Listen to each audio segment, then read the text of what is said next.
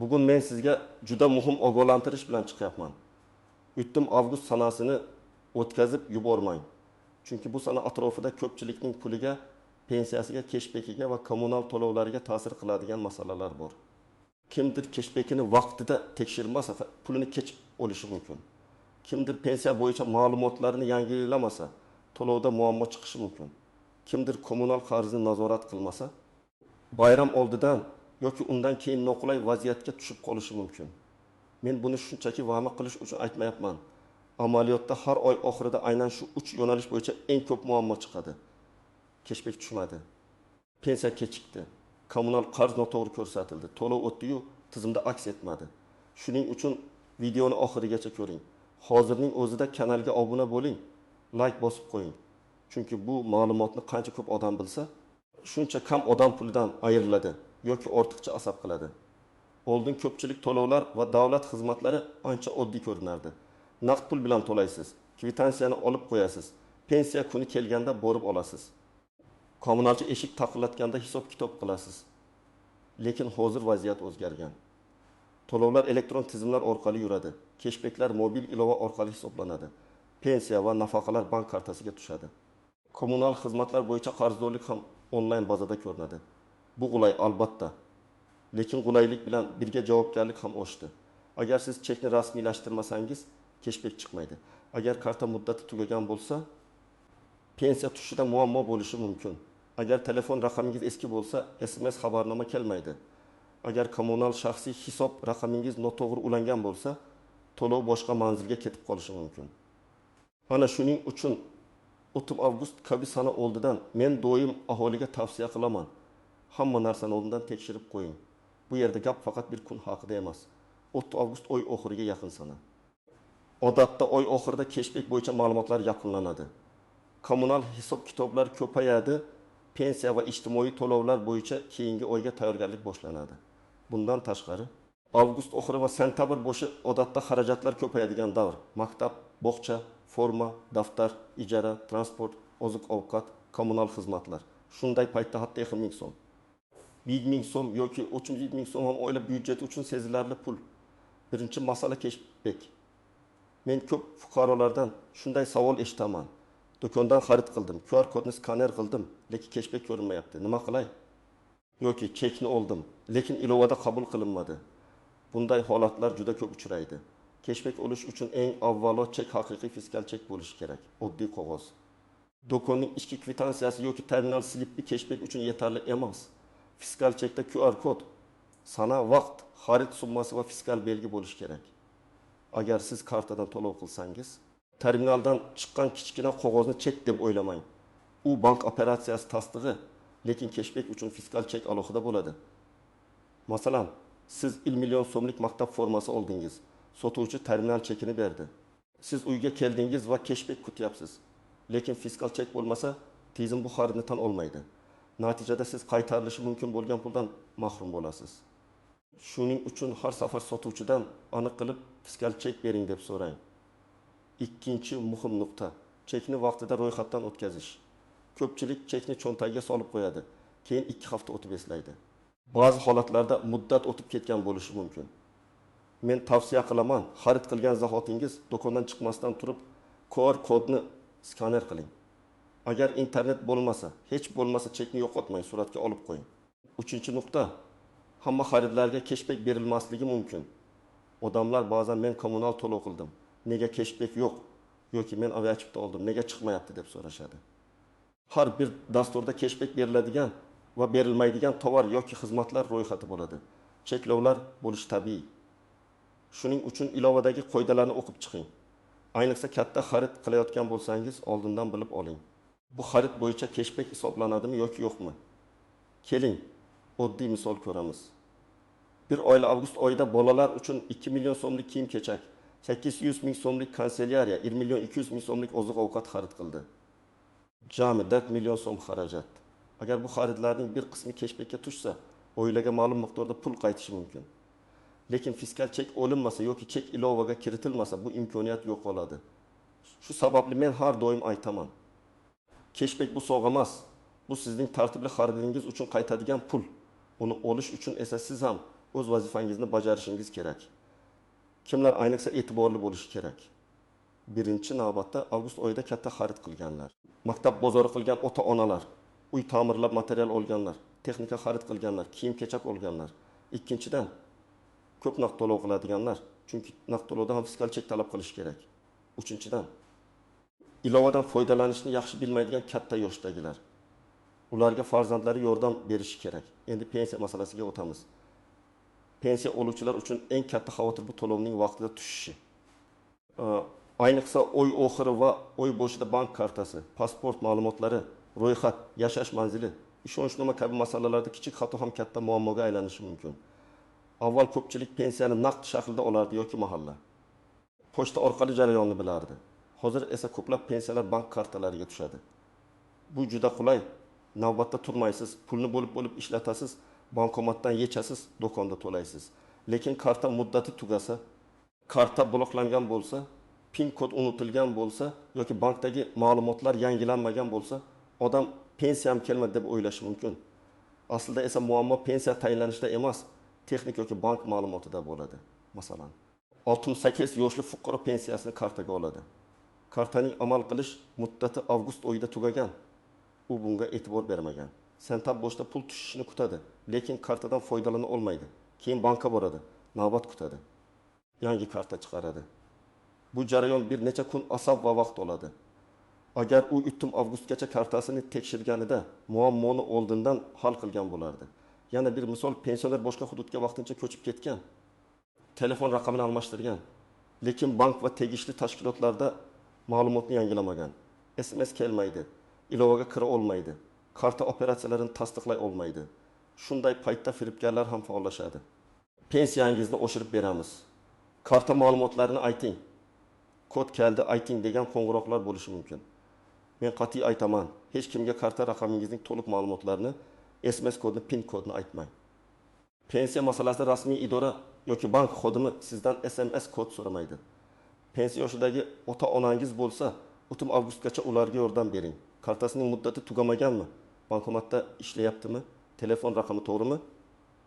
Pensiya tushadigan karta yo'qolmaganmi? Ilovaga kirish imkoniyati bormi? Shularni tekshiring. Bu juda oddiy ishdek ko'rinadi. Lekin ko'p oilalarda aynan shu sababli katta yoshdagilar qiynalib qoladi. Nafaqa oluvchilar ham e'tiborli bo'lishi kerak. Bolalar nafaqasi, moddiy yordam, nogironlik nafaqasi, boquvchisini yo'qotganlik bo'yicha to'lovlar bo'lsa, hujjatlar muddati, oilaviy holat, daromad ma'lumotlari, bank kartasi va ariza holati tekshirilishi kerak. Agar sizda avval rad javobi bo'lgan bo'lsa, sababini aniqlang. Ba'zan odam menga bermayapti deb yuradi, lekin tizimda bitta hujjat yetishmaydi yoki ma'lumot noto'g'ri kiritilgan bo'ladi. 3-masala kommunal to'lovlar. Elektr, gaz, suv, issiqlik chiqindi, boshqaruv kompaniyasi yoki shirkat to'lovlari bo'yicha oy oxiri eng muhim davr. Chunki hisoblagich ko'rsatkichlari olinadi, qarzdorlik shakllanadi, to'lovlar tizimga tushadi. Agar siz bu davrda e'tiborli bo'lmasangiz, keyingi oy boshida nega qarz chiqdi degan savol bilan yugurishingizga to'g'ri keladi. Oldin odamlar nazoratchi kelganda ko'rsatkichni aytardi yoki daftar yuritardi. Hozir esa ko'plab joylarda shaxsiy kabinet, mobil ilova, SMS xabarnoma, onlayn to'lov tizimlari bor. Lekin muammo shundaki, hamma ham o'z shaxsiy hisob raqamini to'g'ri bilmaydi. Ayrimlar eski egasining hisob raqamidan foydalanadi. Ayrimlar to'lov qilganda manzilni noto'g'ri tanlaydi. Ayrimlarda hisoblagich ko'rsatkichi o'z vaqtida kiritilmaydi. Natijada qarzdorlik noto'g'ri ko'rinadi. Masalan, siz elektr uchun 2-5 ming so'm to'ladingiz, lekin shaxsiy hisob raqamining oxirgi raqamini adashtirdingiz. Pul boshqa abonentga ketdi. Siz esa bir oy o'tib qarzdorlikni ko'rib hayron qolasiz. To'g'rilash mumkin, lekin ariza, chek, murojaat vaqt kerak bo'ladi. Shuning uchun men har bir to'lovdan oldin shaxsiy hisob raqamini 2 marta tekshirishni maslahat beraman. Yana bir misol, oilada avgust oyida konditsioner ko'p ishladi. Elektr sarfi odatdagidan yuqori bo'ldi. Odatda bir nuqtagasi 1000 so'm to'laydigan oila bu oy 120 ming so'mlik elektr ishlatgan bo'lishi mumkin. Agar hisoblagich ko'rsatkichni tekshirmasa, odam menga ortiqcha yozishdi deb o'ylaydi. Aslida sarf oshgan bo'ladi. Shu sababli oy boshida va oy oxirida hisoblagich ko'rsatkichini suratga olib qo'yish juda foydali. Surat sana bilan telefonda saqlanadi va keyin bahsli vaziyatda dalil bo'ladi. Gaz va suv bo'yicha ham xuddi shunday. Ayniqsa xonadonda odam ko'paygan bo'lsa, ijarachilar yashayotgan bo'lsa, yozda suv sarfi oshgan bo'lsa, qarzdorlik kutilganidan ko'proq chiqishi mumkin. Ba'zan esa hisoblagich buzilgan bo'ladi. Hisoblagich ishlamay qolsa yoki noto'g'ri aylansa, buni yashirmaslik kerak. Tegishli tashkilotga murojaat qiling, dalolatnoma rasmiylashtiring. Aqsolda keyin hisob-kitob sizga noqulay bo'lishi mumkin. Endi aniq ajratib olaylik. Kimlar o'tim avgustgacha albatta tekshirish kerak? Birinchidan, avgust oyida katta xarid qilganlar. Cashback bo'yicha cheklar ro'yxatdan o'tganmi? Ilovada holati qanday? Rad etilgan cheklar bormi? Shuni ko'ring. Ikkinchidan, pensionerlar va ularning yaqinlari. Karta ishlayaptimi? Muddati tugamaganmi? Pul tushadigan hisob yopilmaganmi? Telefon raqami yangimi? Bank ilovasi ishlayaptimi? Bularni tekshiring. Ayniqsa yosh katta odamlar bankka borib kelishda qiynalsa, ularga yordam bering. Uchinchidan, kommunal qarzi bor yoki bor yo'qligini bilmaydiganlar. Keyin ko'raman demang. Oy oxirida qarz ustiga yangi hisob-kitob qo'shiladi. Keyin birdan katta summa bo'lib ko'rinadi. Masalan, elektrdan bitta xonim ming, gazdan 9 ming, suvdan 6 ming, chiqindidan 30 ming qarz yig'ilsa, jami 36 ming so'm bo'ladi. Agar ustiga yangi oy sarfi qo'shilsa, bu raqam 6-7 mingga chiqib ketishi mumkin. Oila byudjet uchun bu jiddiy yuk. Kimlar ortiqcha xavotir olmasligi mumkin. Agar siz barcha cheklar ro'yxatdan o'tganini ko'rgan bo'lsangiz, pensiya kartangiz faol bo'lsa, kommunal to'lovlaringiz shaxsiy kabinetda to'g'ri aks etgan bo'lsa, sizda katta muammo bo'lmasligi kerak. Lekin baribir men bitta narsani tavsiya qilaman. Tekshirishga 10 daqiqa sarflang. Chunki muammo chiqqandan keyin uni hal qilishga ba'zan 2-3 kun ketadi. Endi eng muhim nozik jihatlarga to'xtalaman. Birinchi xato, odamlar to'lov o'tganini ko'rsa, hammasi joyida deb o'ylaydi. Aslida bankdan pul yechilgan bir narsa, kommunal tizimda qarz yopilgani boshqa narsa. Ba'zan texnik kechikish bo'ladi. Shuning uchun to'lovdan keyin chekni saqlang va bir necha soatdan keyin qarzdorlik yopilganini tekshiring. Ikkinchi xato. Cashbackda chek qabul qilindi degani hali pul tush degani emas. Chek tekshiruvdan o'tadi. Unda xato bo'lsa rad etilishi mumkin. Shuning uchun ilovadagi holatni kuzat qabul qilindimi, tekshirilmoqdami, tasdiqlandimi, rad etildimi? Agar rad etilgan bo'lsa, sababini o'qing. Ba'zan QR kodni aniq skaner qilingan bo'ladi. Ba'zan chek turi mos kelmaydi, ba'zan muddat o'tgan bo'ladi. Uchinchi xato, birovning kartasiga bog'langan ilovadan foydalanish. Masalan, ona xarid qiladi, chekni o'g'lining telefondagi ilovaga kiritadi. Keyin pul kimga tushishini tushunmaydi. Har bir ilova va karta bog'lanish qoidalarini aniq bilish kerak. Agar oilaviy yordam bo'lsa ham, ma'lumotlar kimning nomida ekanini tushunib oling. 4-xato, pensiya va nafaqa bo'yicha norasmiy odamlarga ishonish. Men tanish orqali tezlashtirib beraman. Arizangizni o'tkazib beraman. Pul tushishi uchun karta kodini ayting degan gaplar xavfli. Rasmiy murojaatni faqat tegishli davlat xizmatlari, pensiya jamg'armasi, bank yoki rasmiy portal orqali qiling. Hech qachon Telegramdagi noma'lum akkauntga pasport rasmini, karta rasmini, SMS kodini yubormang. 5-chi nozik jihat, kommunal hisoblagich ko'rsatkichini o'z vaqtida kiritmaslik. Ba'zi tizimlarda ko'rsatkich kiritilmasa, hisob-kitob o'rtacha sarf bo'yicha yoki boshqa tartibda yurishi mumkin. Keyin haqiqiy ko'rsatkich kiritilganda katta farq chiqadi. Odam esa nega birdan ko'p bo'ldi deb hayron qoladi. Shuning uchun har oy ma'lum bir kunda, masalan 28-30 sanalari hisoblagichlarni suratga olib, ko'rsatkichni kiritishni odat qiling. 6-masala, ijara uyda yashaydiganlar. Agar siz ijarada tursangiz, kommunal to'lovni kim qiladi? Eski qarz bormi? Buni yozma ravishda kelishib oling. Ko'p nizolar shundan chiqadi. Ijarachi men to'ladim deydi. Uy egasi qarz qolibdi deydi. Har bir to'lov cheki saqlanishi kerak. Yaxshi to'lovni qilganingizdan keyin uy egasiga chek rasmini yuboring va o'zingizda ham saqlang. Endi men sizga aniq reja beraman. Birinchi qadam, cashback ilovasini oching. Avgust oyidagi barcha cheklar ro'yxatini ko'ring. Qaysi biri tasdiqlangan, qaysi biri rad etilgan, qaysi biri hali tekshiruvda ekanini yozib oling. Agar qo'lingizda kiritilmagan cheklar bo'lsa, darhol skaner qiling. Chek xira bo'lsa, yorug' joyda qayta suratga oling. Agar chek umuman berilmagan bo'lsa, sotuvchiga murojaat qilib fiskal chekni talab qiling. Ikkinchi qadam. Bank kartalaringizni tekshiring. Ayniqsa pensiya yoki nafaqa tushadigan karta bo'lsa, amal qilish muddatini qarang. Kartada muammo bo'lsa, o'tim avgustni kutmasdan bankka boring. Pasport yoki ID kartangizni oling. Agar pensionerning o'zi bora olmasa, bankdan ishonchnoma yoki xizmat ko'rsatish tartibi bo'yicha oldindan ma'lumot oling. Har bir bankning tartibi farq qilishi mumkin. 3-qadam, telefon raqamingizni tekshiring. Bank kartasi. Davlat xizmatlari pensiya yoki nafaqa tizimida qaysi raqam ulanganini biling. Agar eski raqam ulangan bo'lsa, uni yangilang. Chunki SMS kodlar, xabarnomalar, tasdiqlashlar aynan shu raqamga keladi. Eski raqam boshqa odam qo'liga o'tgan bo'lsa, bu xavfsizlik uchun juda yomon. 4-qadam, kommunal shaxsiy hisob raqamlarini yozib chiqing. Elektr alohida, gaz alohida, suv alohida, chiqindi alohida bo'lishi mumkin.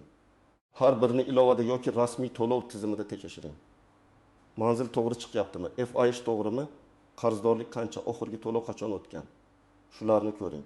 Agar manzil yoki hisob raqamda xato ko'rsangiz, darhol xizmat ko'rsatuvchi tashkilotga murojaat qiling. 5-qadam, hisoblagichlarni suratga oling. Elektr hisoblagichi, gaz hisoblagichi, sovuq va issiq suv hisoblagichi bo'lsa, barchasini alohida suratga oling. Surat aniq bo'lsin. Raqamlar ko'rinsin. Imkon bo'lsa, shu suratlarni alohida papkada saqlang. Keyin bahs chiqsa, sizda sana bo'yicha dalil bo'ladi. 6-qadam, barcha to'lov cheklarining elektron nusxasini saqlang. Telegramga o'zingizga yuborib qo'yishingiz mumkin. Telefon galereyasida alohida papka ochishingiz mumkin. Elektron pochta orqali saqlashingiz mumkin. Muhimi, chek yo'qolmasin, chunki to'lov bo'yicha muammo chiqsa. Birinchi so'raladigan narsa chek bo'ladi. 7-qadam, ota-onangiz va yaqinlaringizni ogohlantiring. Katta yoshdagi odamlar ko'pincha firibgar qo'ng'iroqlarga ishonuvchan bo'lishadi. Ularga oddiy qilib tushuntiring. Hech kimga SMS kod aytilmaydi, karta rasmiy yuborilmaydi, PIN kod aytilmaydi, noma'lum havolaga bosilmaydi. Agar kimdir pensiya, nafaqa, cashback, kompensatsiya deb qo'ng'iroq qilsa, avval farzandlari bilan maslahat qilsin. 8-qadam, muammo bo'lsa, o'g'itdagi gap bilan cheklanib qolmang. Ariza yozing. Bankka borsangiz, murojaat raqamini oling. Kommunal tashkilotga borsangiz, arizangiz qabul qilinganini tasdiqlovchi belgi yoki raqamni oling. Davlat xizmatlari orqali murojaat qilsangiz, ariza raqamini saqlang.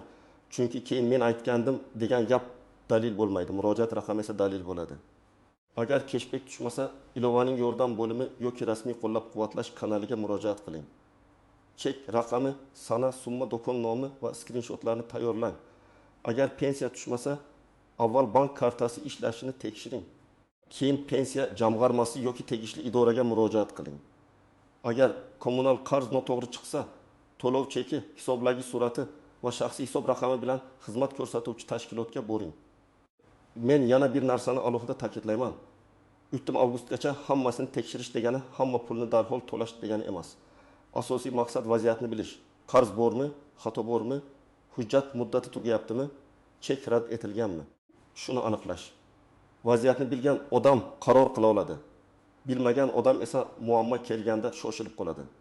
Bugun men sizga 3 eng muhim yo'nalishni tushuntirdim. Cashback, pensiya va kommunal to'lovlar. 3-avgust atrofida bularni tekshirib qo'yish juda muhim.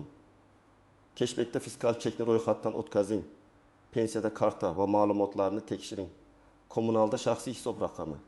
Qarzdorlik va hisoblagich ko'rsatkichlarini nazorat qiling. Mening asosiy maslahatlarim oddiy. Chekni saqlang, kartani tekshiring, SMS kodni hech kimga aytmang. Kommunal hisob raqamini adashtirmang. Muammo bo'lsa rasmiy ariza bilan murojaat qiling. Shu oddiy qadamlar sizni ortiqcha xarajatdan, asabiylikdan va vaqt yo'qotishdan saqlaydi. Sizda cashback tushmagan holat bo'lganmi? Pensiya yoki kommunal to'lov bo'yicha muammoga duch kelganmisiz? Izohlarda yozing. Boshqalar ham sizning tajribangizdan foyda oladi. Video foydali bo'lgan bo'lsa, like bosing. Kanalga obuna bo'ling va yaqinlaringizga yuboring. Chunki bunday ma'lumotni vaqtida bilgan odam o'z pulini ham, vaqtini ham, asabini ham asraydi.